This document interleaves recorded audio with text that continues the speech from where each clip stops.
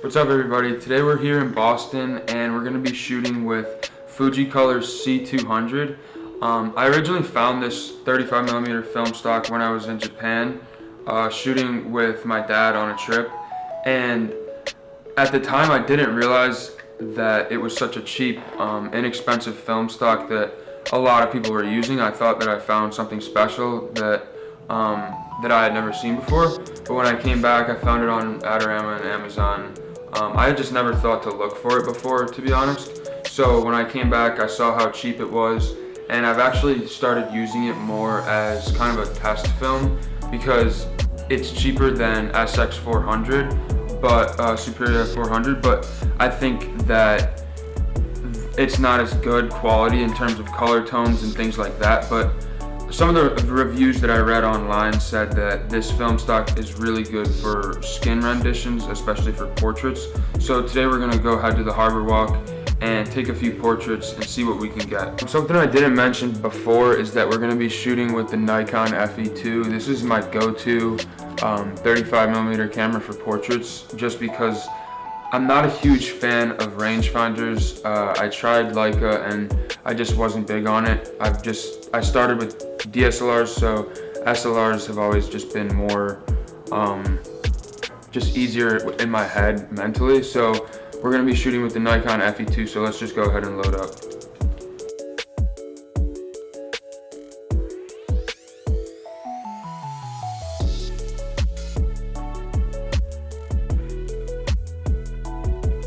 So it's nice and bright out today, so I'm glad that we have a 200 film speed because we'll be able to capture all the highlights and details everywhere. So that's always something to keep in mind before you pick a film stock when you go out and shoot.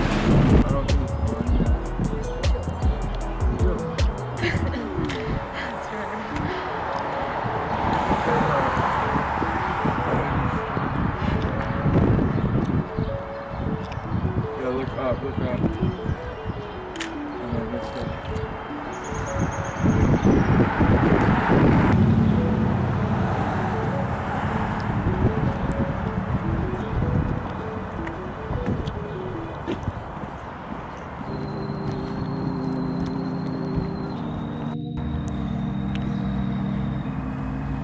Keep doing that. Other hand, other hand.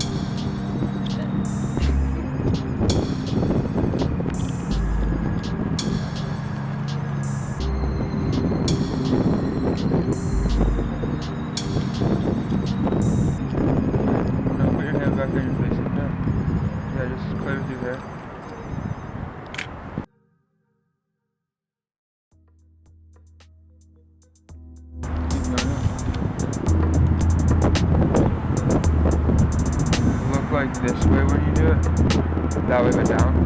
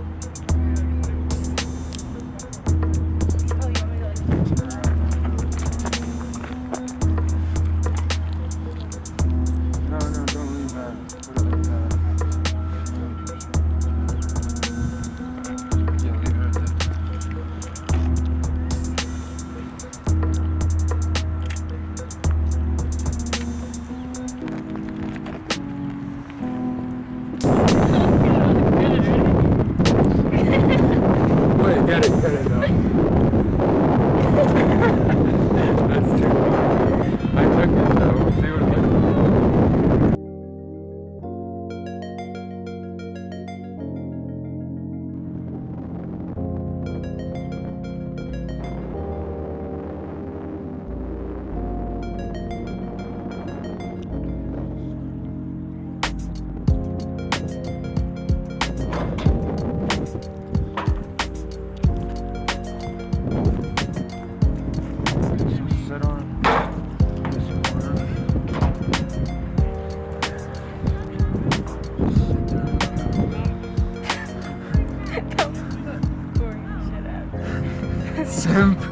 Simp daddy. Oh my god.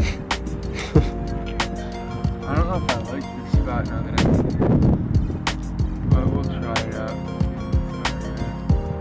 Whoa, where your hair was flying? That's dope. That was good for this spot. Let's keep moving.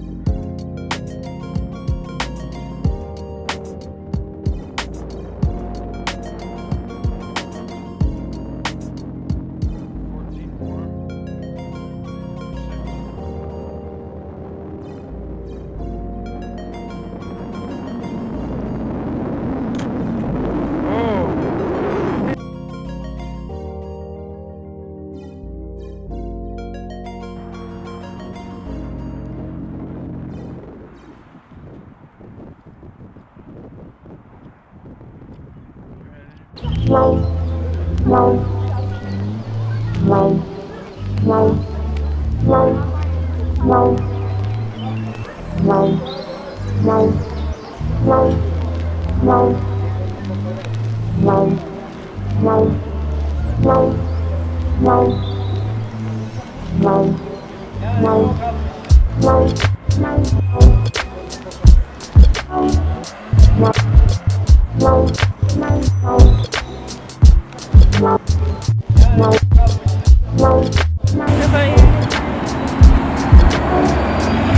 like you're having a good time.